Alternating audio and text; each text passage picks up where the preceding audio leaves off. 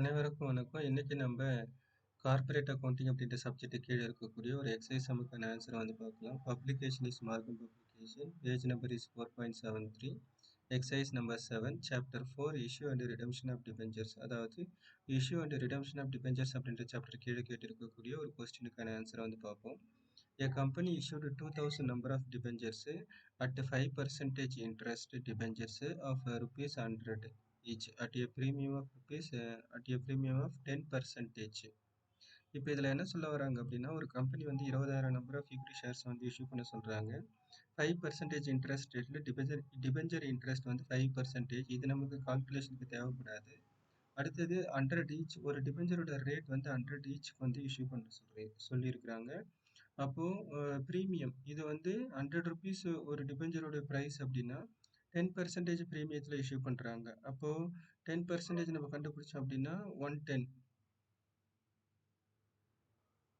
அப்போது 10% ப்ரீமியத்தில் இஷ்யூ பண்ணுறாங்க. இது வந்து இன்ஸ்டால்மெண்ட் மெத்தட் ஃபாலோ பண்ணியிருக்கிறாங்க. ₹20 ஆன் அப்ளிகேஷன் மணியாக 20 ருபீஸ் வந்து ஃபர்ஸ்ட் இன்ஸ்டால்மெண்ட்டு. செகண்ட் இன்ஸ்டால்மெண்ட்டில் பேலன்ஸ் ரிமைனிங் இருக்கக்கூடிய அவுட் ஆஃப் 100ல் 80 ருபீஸும் வந்து அலாட்மெண்ட் மணியாக வாங்கிக்கிறாங்க. இதில் இந்த 10% எக்ஸ்ட்ரா 10 ருபீஸ் வந்து வச்சு விற்கக்கூடிய அந்த 10% இந்த அலாட்மெண்ட் மணியோடு சேர்ந்து இருக்கும். அப்போ 80 ருபீஸ் ப்ளஸ் ஒரு 10 ருபீஸ் சேர்த்து ஒரு 90 ருபீஸ் வந்து அலாட்மெண்ட் மணியில் சேர்ந்துருக்கும். இப்போ ஃபர்ஸ்ட் வந்து அப்ளிகேஷன் மணி ரிசீவ்டுக்கான என்ட்ரி நம்ம மென்ஷன் பண்ணலாம். அப்போது டிபெஞ்சர் அப்ளிகேஷன் மணி ரிசீவ்டுக்கான என்ட்ரி வந்து ஃபர்ஸ்ட் பேங்க் அக்கௌண்ட் டேட்டா டு டிபெஞ்சர் அப்ளிகேஷன் அக்கௌண்ட் கிரெடிட்டா. ஸோ அப்போ அமௌண்ட் வந்து கம்பெனிக்கு உள்ளே வருது, அதனால பேங்க் அக்கௌண்ட் டேட்டா. நம்பர் ஆஃப் டிபெஞ்சர்ஸ் வந்து 2000. அப்போ ஒரு டிபெஞ்சர் அப்ளிகேஷன் வந்து 20 ருபீஸ். அப்போ 2000 அப்ளிகேஷனுக்கு வந்து 40,000. அப்போ பேங்க் அக்கௌண்ட் டேட்டா டு டிபெஞ்சர் அப்ளிகேஷன் அக்கௌண்ட் கிரெடிட்டா. நரேஷனில் பீயிங் அப்ளிகேஷன் மணி ரிசீவ்ட் அப்படின்னு சொல்லிட்டு நம்ம மென்ஷன் பண்ணிப்போம். அடுத்தது வந்து இந்த டிபெஞ்சர் அப்ளிகேஷன் மணியை to be transferred to debenture ledger account. Debenture ledger அக்கௌண்ட்டுக்கு ட்ரான்ஸ்ஃபர் பண்ணணும்.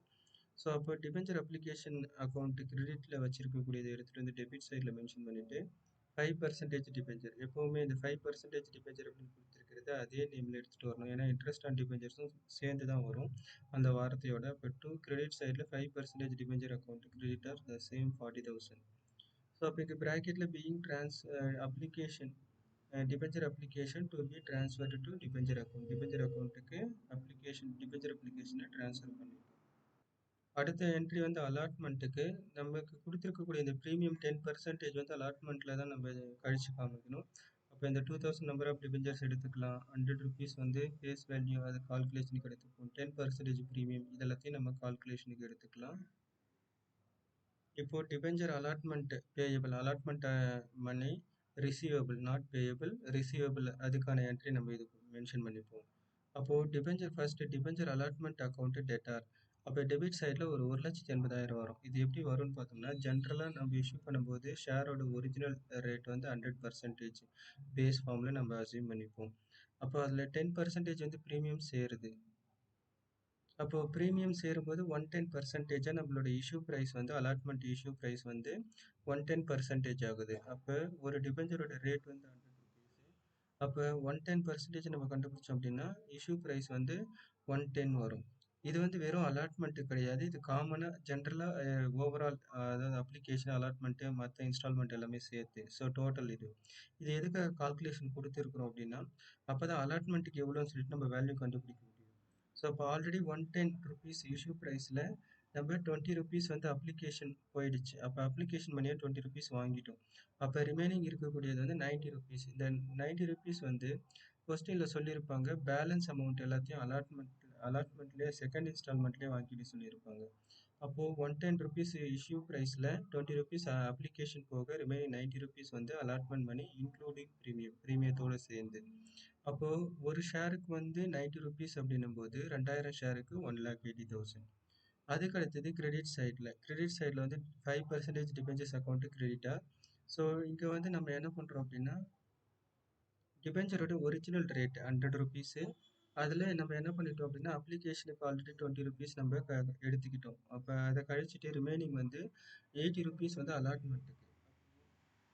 ஒரு ஷேருக்கு ஒரு டிபெஞ்சருக்கு 80 ருபீஸ் அப்படின்னா 2000 நம்பர் ஆஃப் டிபெஞ்சருக்கு 1,60,000. இது வந்து ஒரிஜினல், அதனால நம்ம அதை கிரெடிட் சைடில் மென்ஷன் பண்ணிட்டோம் டிபெஞ்சர் அக்கௌண்ட்டுக்கு. அடுத்தது கிரெடிட் சைடில் ப்ரீமியம். ஸோ இது எதுக்காக ப்ரீமியம் வருது அப்படின்னா இந்த 10% எக்ஸ்ட்ரா இருக்கக்கூடியது ப்ரீமியம். அப்போ கம்பெனியை பொறுத்த வரைக்கும் அது லாபம், அதனால அதை நம்ம கிரெடிட் சைடில் மென்ஷன் பண்ணிப்போம். அப்போது ஆல்ரெடி 10% போது அப்போ 10 rupees, நார்மலாக 100 rupees ஷேரோட ப்ரைஸு.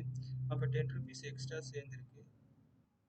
அப்போ 10 rupees வந்து எக்ஸ்ட்ரா சேர்ந்துருக்கு அப்படின்போது 10 rupees கண்டிப்பாக ப்ரீமியமாக தான் இருக்கும். அப்போ கம்பெனியை பொறுத்த வரைக்கும் அது லாபம், அதனால அதை நம்ம கிரெடிட் சைடில் மென்ஷன் பண்ணியிருக்கோம். அப்போ ஒரு ஷேருக்கு 10 rupeesனா 2000 ஷேருக்கு 20,000, அதை கிரெடிட் சைடில் மென்ஷன் பண்ணிக்கலாம். அடுத்தது பிராக்கெட்டில் being debenture allotment money due or receivable. So நம்ம டிபெஞ்சர் அலாட்மெண்ட் மணியை வாங்க போகிறதுக்கான என்ட்ரி. இப்போ டிபெஞ்சர் அலாட்மெண்ட் மணி ரிசீவ்டுக்கான என்ட்ரி. அப்போது அமௌண்ட் இந்த அமௌண்ட் அப்படியே எடுத்துக்க வேண்டியது. ஸோ இங்கே டெபிட் சைடில் இருக்கக்கூடியது வந்து 1,80,000 டிபெஞ்சர் அலாட்மெண்ட்டு, அதை எடுத்துகிட்டு வந்து கிரெடிட் சைடில் மென்ஷன் பண்ணிப்போம். ஸோ இந்த சேம் அமௌண்ட் அப்படியே வாங்குகிறோம் இன்க்ளூடிங் பிரீமியத்தோடு சேர்த்து. அது அதே கண்டென்ட் தான் 2,090 rupees. அப்போ 1,80,000 பேங்க் அக்கௌண்ட் டேட்டா டு டிபெஞ்சர் அலாட்மெண்ட் அக்கௌண்ட் கிரெடிட்டா. So being debenture allotment money received. அடுத்தது வந்து கொஸ்டினில் வந்து expenses on issue of debentures at ₹2,000 டிபெஞ்சர்ஸை இஷ்யூ பண்ணும்போது அது சார்ந்த செலவுகள் வந்து ஒரு ₹2,000 செலவாயிருக்கு. அது எப்படி ஜேர்னல் என்ட்ரியில் மென்ஷன் பண்ணலாம் அப்படின்றத அதை வந்து தனியாக காமிக்கணும். அதை ஃபர்ஸ்ட் டெபிட் சைடில் டிபெஞ்சர் இஷ்யூ எக்ஸ்பென்சஸ், அதாவது டிபெஞ்சர் டாக்குமெண்ட் இஷ்யூ பண்ணும்போது அது சார்ந்த செலவுகள். அப்போ டிபெஞ்சர் இஷ்யூ எக்ஸ்பென்சஸ் அப்படின்ற நேமில் டெபிட் சைடில் மென்ஷன் பண்ணிக்கலாம். அப்போ காசு வெளியில் போகுது, அமௌண்ட்டு நம்மளுடைய கம்பெனிலேருந்து வெளியில் போகுது. அப்போ டு பேங்க் அக்கௌண்ட் கிரெடிட் சைடில் 2,000.